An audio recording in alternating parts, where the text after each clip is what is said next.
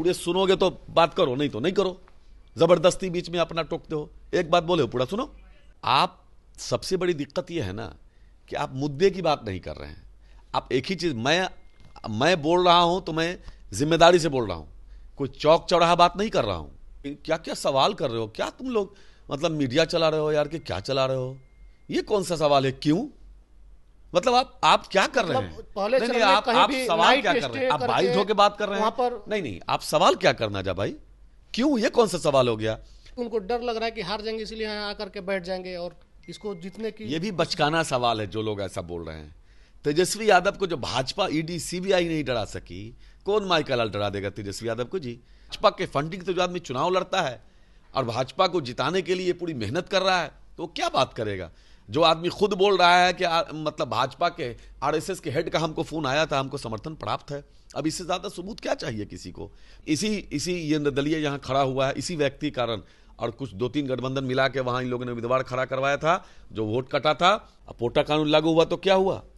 इस देश के दलित और अल्पसंख्यक समाज के लोग, उसमें ज्यादातर 90% मुसलमान समाज के लोग जो थे, उन लोगों के बच्चों की जिंदगी को तबाह कर दी गई। क्या उन माओं के आंसू को लोग भूल जाएंगे? उनके बच्चों का स्कूल में एडमिशन नहीं हो पा रहा था, उनकी बहन और बेटी की शादियां नहीं हो रही थी। सिवान में हमारे नेता ने बहुत कोशिश की, आपने देखा होगा, सीट होल्ड करके रखा गया कि भाई आप लड़िए, हमारे तरफ से काफी कहा गया, लेकिन उनको ऐसा लगता है या किसी ने समझा दिया कि बहुत सारे ऐसे वोट हैं जो राजद के सिंबल पर हमको नहीं मिलेंगे, हम निर्दलीय लड़ेंगे तो वो सीट हम जीत जाएंगे और फिर हम तो साथ है ही हैं। तो हमारी पूरी शुभकामना है, मैं चाहता हूं कि वो जीते। एक घड़ियाली आंसू बहाते हैं, लेकिन लाखों परिवार का जो आंसू निकला, कितने माँ बाप अपने बच्चों के दर्द में तड़प के मर गए, कितने बच्चे जवान हो गए अपने बाप पिता का चेहरा नहीं देख करके। खासतौर से मुसलमानों के उन वर्गों को टारगेट किया पोटा के तहत, जो आईआईटीएन थे, जो डॉक्टर थे। मुसलमान अभी कह रहा है कि हमको राजद ने टिकट नहीं दिया, हमको इग्नोर कर दिया, हमारे कई जगहों पर नेताओं को इग्नोर कर दिया गया। हेना साहब का खुद नाम पप्पू यादव ले रहे हैं, तो सबका हिसाब भी तो मुसलमान इस बार कर रहा, मांग रहा है आपसे। इतिहास के गर्क में आप कहां जा रहे हैं? अच्छा, कौन बोल रहा है? कहां टिकट काट दिया गया?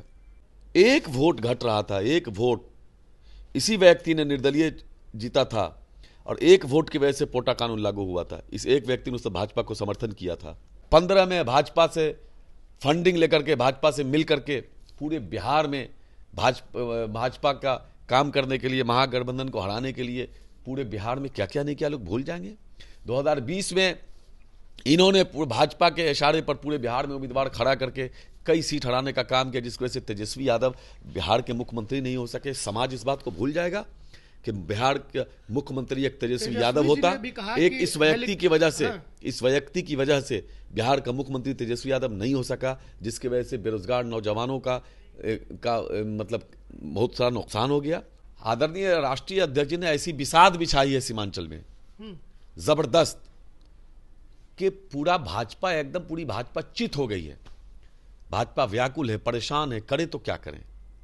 क्योंकि यहां मुसलमानों के बाद सबसे बड़ी आबादी अति पिछड़ा समाज की है, और भाजपा अति पिछड़ा पर अपना अधिकार समझती है।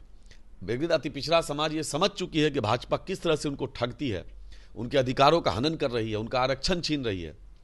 तो आज एक अति पिछड़ा की बेटी, आज़ादी के बाद पहली बार पूर्णिया में, सीमांचल में, ये अपना पूर्णिया में किसी अति पिछड़ा की बेटी को एमपी बनने का मौका मिला है। सारे समाज के लोग, सब लोग जानते हैं कि कोई दूसरा नहीं जीता, लगातार हम हार रहे थे, लेकिन आदरणीय तेजस्वी जी ने, लालू जी ने ऐसा बिसात बिछाया कि हम इसकी वजह यहां भी जीत रहे हैं, कटिहार भी जीत रहे हैं, अररिया भी जीत रहे हैं, बगल में सुपौल भी जीत रहे हैं। इसलिए कोई चिंता की बात नहीं है, किशनगंज भी जीत रहे हैं। पूर्णिया में अभी हम हैं, 26 तारीख को मतदान होना है, 2 दिन का समय और है सभी नेताओं के पास कि आप लोग अपना दम खम लगा लीजिए। लेकिन कौन कितना दम लगाया है अभी तक, इसी पर बात करेंगे। हमारे सत्कारी साहब हैं, एमएलसी है राजद के। यहाँ पर 3 लोग हैं जिनका चर्चा आम लोगों में काफ़ी है, पप्पू यादव, बीमा भारती और जो अभी संतोष कुशवाहा मौजूदा सांसद हैं। आप घूम रहे हैं, क्या माहौल देख रहे हैं अपने लिए? आपका चश्मा क्या है मुझे नहीं मालूम, यहाँ कोई लड़ा नहीं है। पूरा देश संविधान बचाने के लिए लड़ रहा है, पूर्णिया भी है। जब जब इस देश को जरूरत पड़ी है, बिहार ने आगे बढ़ करके लड़ाई लड़ी है, और बिहार को जब जरूरत पड़ी तो सीमांचल सबसे आगे रहा है। यहाँ कोई लड़ाई नहीं है, सीधा देश के संविधान को बचाना है, लोकतंत्र को बचाना है। आप देख रहे हैं भाजपा ने ऐलान कर दिया है, हम आएंगे फिर से तो क्या करेंगे, संविधान को बदल देंगे जी। संविधान को बदलने का क्या मकसद है, मनुस्मृति लागू कर देंगे। आज देश के साथ साथ पूर्णिया भी समझ रहा है, आज देश में लड़ाई आवाम लड़ रही है, यहाँ की महंगाई, बेरोजगारी, सारी चीजों के साथ साथ संविधान। देश बचेगा ना तो सब कुछ होगा, देश ही नहीं बचेगा तो क्या होगा। इसलिए यहां कोई लड़ाई नहीं, सीधी लड़ाई भाजपा से है और भाजपा को हराने के लिए सारे लोग एकजुट हो गए हैं। पप्पू यादव की लड़ाई में आप नहीं देख रहे हैं? आप क्या बात कर रहे हैं। मधेपुरा की जनता ने जिनकी जमानत जब्त करा दी विधानसभा चुनाव में, आप समझ नहीं रहे हैं, जनता समझ नहीं रही है।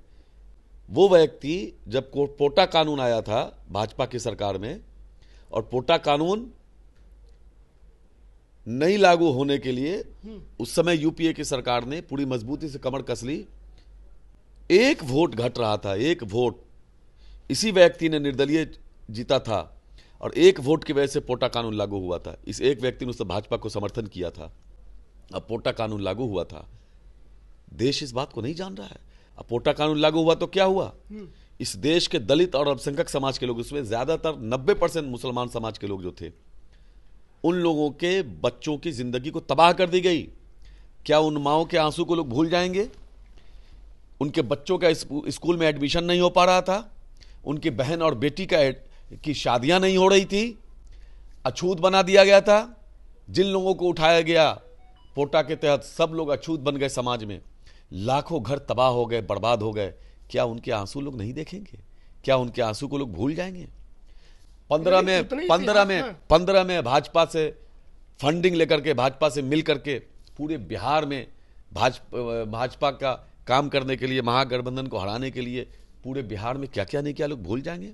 2020 में इन्होंने भाजपा के इशारे पर पूरे बिहार में उम्मीदवार खड़ा करके कई सीट हराने का काम किया, जिसकी वजह से तेजस्वी यादव बिहार के मुख्यमंत्री नहीं हो सके। समाज इस बात को भूल जाएगा कि बिहार का मुख्यमंत्री एक तेजस्वी यादव होता।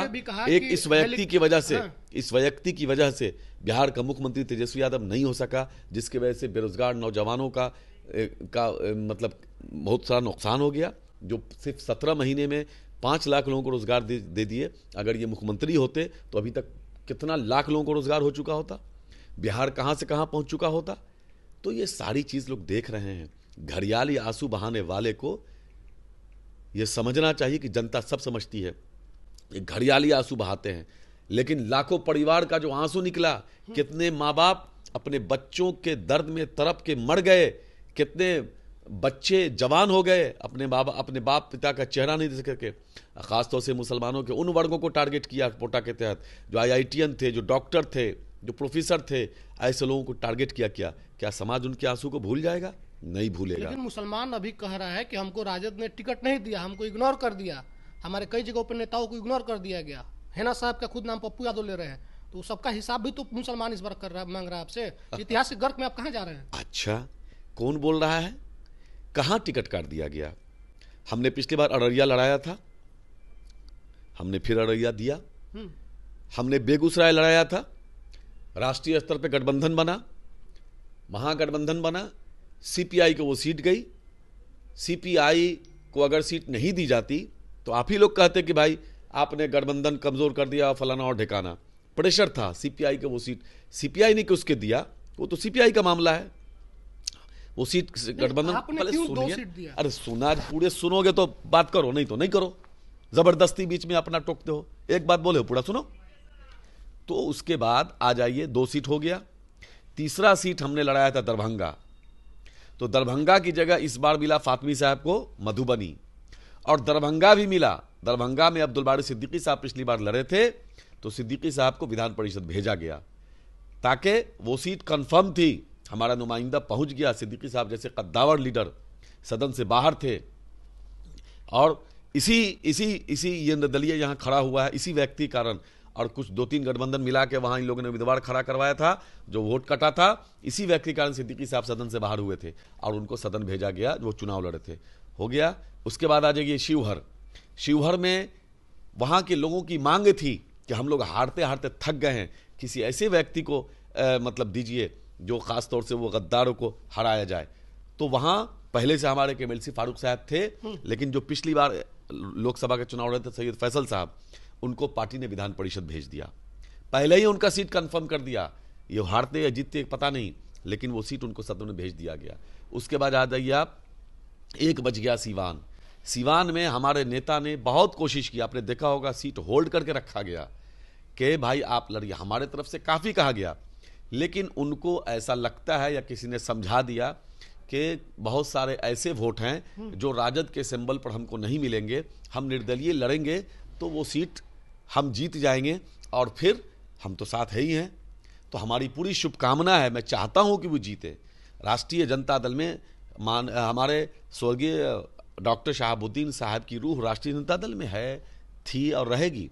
वो परिवार न अलग था, न है न रहेगा। आप कह रहे हैं नहीं नहीं नहीं नहीं, मैं क्या बोल रहा हूं, उन्होंने उनको ऐसा किसी ने समझाया, मैंने कहा मेरी शुभकामना है, इसलिए उनको ऐसा लगा तो उन्होंने, हमने नहीं दिया, मेरी नेता ने नहीं दिया ऐसा नहीं है। आपने देखा है, सारे देश ने देखा है, बिहार ने देखा है कि उनको काफी समझाया गया, फिर उसके बाद टिकट होल्ड रखा गया कई रोज। आप सबसे बड़ी दिक्कत यह है ना कि आप मुद्दे की बात नहीं कर रहे हैं।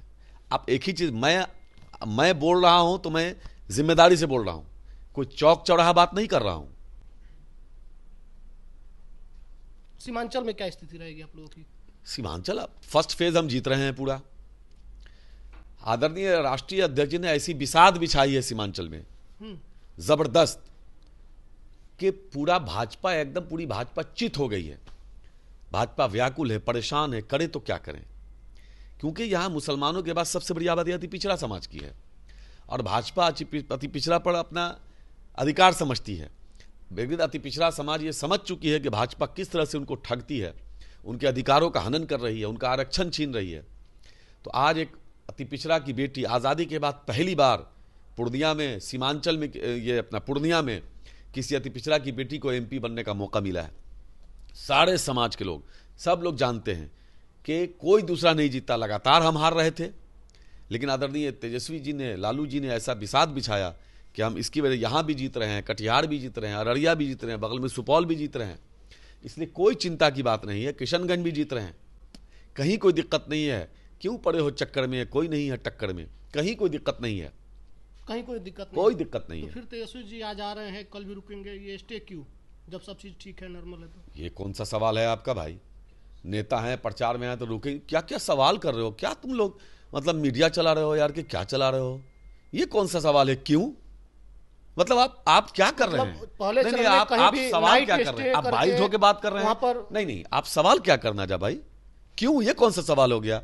वो नेता हैं, लीडर हैं, प्रचार में हैं, जाएंगे। मान लिया पटना से आना, इस इलाके में, इसी इलाके में चुनाव है तो यहां से उनको आसानी हुई, कम समय में सब जगह पहुंच जाएंगे। क्यों स्टे का मतलब यह है कि दिन भर यहां बैठे रहेंगे आपके साथ होटल में? क्या, अरे रात में स्टे करेंगे, कहीं भी करेंगे। चुनाव में कहीं दूर होता है तो कहीं रुकता है, पहले भी रुकते रहे, कोई पहली बार तो नहीं रुक रहे हैं। क्या सवाल है आपका?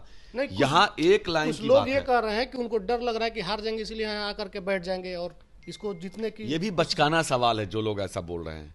तेजस्वी यादव को जो भाजपा, ईडी, सीबीआई नहीं डरा सकी, कौन माइकल लाल डरा देगा तेजस्वी यादव को? जी, तेजस्वी यादव लालू यादव का बेटा है, दुनिया की कोई शक्ति नहीं जो उसको डरा दे। भाजपा डरी हुई है। अगर भाजपा नहीं डरती तो मैं पूर्णिया और बिहार के लोगों को बताना चाहता हूं कि आपका नेता किस कद का है, कि भाजपा डरी हुई है। उसका सबूत है कि भारत के प्रधानमंत्री कर्नाटक और बंगाल से तेजस्वी यादव पर अटैक करते हैं। ये समझिए तेजस्वी यादव का डर कितना भाजपा में है। वो व्यक्ति, अगर इस व्यक्ति को ये संविधान का, लोकतंत्र का और मुसलमान का और अति पिछड़ा का कि अगर चिंता होती तो कभी यह आदमी यहां हराने के, भाजपा के फंडिंग से जो आदमी चुनाव लड़ता है और भाजपा को जिताने के लिए पूरी मेहनत कर रहा है, तो क्या बात करेगा? जो आदमी खुद बोल रहा है कि मतलब भाजपा के आरएसएस के हेड का हमको फोन आया था, हमको समर्थन प्राप्त है, अब इससे ज्यादा सबूत क्या चाहिए किसी को? पोटा में उन्होंने समर्थन किया भाजपा का, ये उससे ज्यादा सबूत क्या चाहिए आपको? तो अभी उनको आखिर वक्त तक कहा गया कि अब लड़ लो नहीं, चूंकि उनका मकसद था कि किसी तरह यहां भाजपा जीते। हमेशा भाजपा की मदद किया उन्होंने, चाहे पोटा कानून का मामला हो, चाहे 2015 का मामला हो, 2019 का मामला हो, 2020 का मामला हो, फिर 2024 में भी वही कर रहे हैं। एक बात और कहा जा रहा है कि हम कांग्रेस का हिस्सा है, जीतेंगे तो महागठबंधन ही मजबूत होगा, इसमें क्या कहेंगे? अच्छा ये बताइए, जब वो पोटा कानून का समर्थन किए थे तो वो किसके हिस्सा थे? महागठबंधन के हिस्सा कहां से आ गए? महागठबंधन ने अपना उम्मीदवार घोषित कर दिया। इवन राहुल गांधी जो सबसे बड़े लीडर हैं उस पार्टी के, सबसे पहले आकर के उन्होंने घोषणा कर दिया कि हमारे उम्मीदवार बीमा भारती हैं। आपको पता होगा कि उस मंच पे सब उम्मीदवार थे, लेकिन उन्होंने बुके बीमा भारती से लिया। अब बीमा भारती को उन्होंने कहा कि ये हमारे उम्मीदवार हैं, इनको जिताइए, उनकी अपील किया बाकायदा। ठीक है, तो माहौल बहुत बढ़िया है, आप लोग जीत रहे हैं। अरे जीत रहे हैं, एक तरफा कहीं कोई लड़ाई नहीं है। पप्पू यादव से लड़ाई को इन्होंने इनकार कर दिया। उन्होंने कहा कि हमारी लड़ाई भाजपा से है, हमारी लड़ाई संविधान बचाने की है। भाजपा के लोग कह रहे हैं कि संविधान खत्म कर देंगे, तो हम इसी को बचाने के लिए लड़ रहे हैं। और मुसलमान कहीं भी गफलत में नहीं पड़ा है, पूरे तरीके से हमारे साथ है। इस पर आपकी क्या प्रतिक्रिया, कमेंट्स लिखिएगा। बहुत धन्यवाद।